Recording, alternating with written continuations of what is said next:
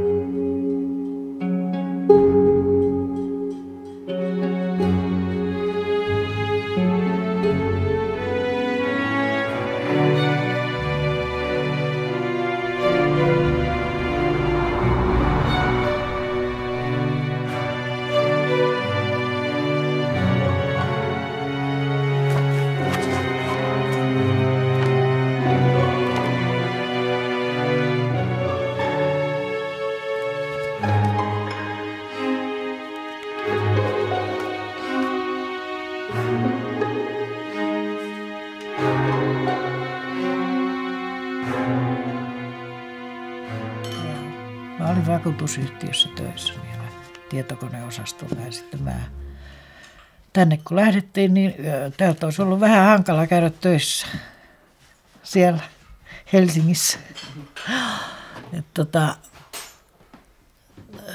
Kyllähän se aikamoinen elämänmuutos oli kaiken kaikkiaan. Mulla jäi kaikki tuttavat ja ystävät ja maailman parhaat työkaverit jäi sinne.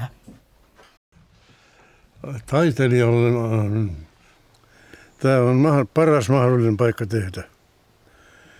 Ja täällä saa olla aika lailla rauhassa.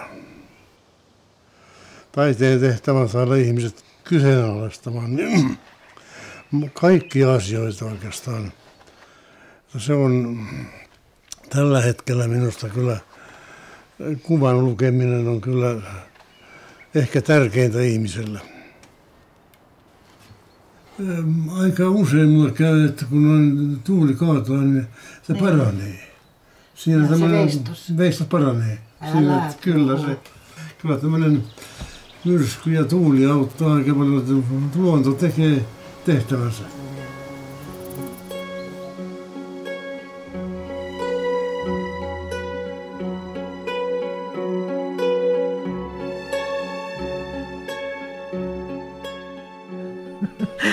No joo, niinhän se täytyisi tietysti olla, että istuisi tuolla verannalla ja katselisi ihanaa maisemaa, kun sen näkisi.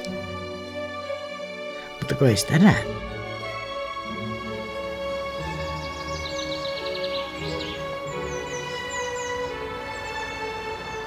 Voi olla, että niin kuin se Sinikan mielestä on, että se turhaa mä yritän, mutta se on ainakin terapia mulle itselleni.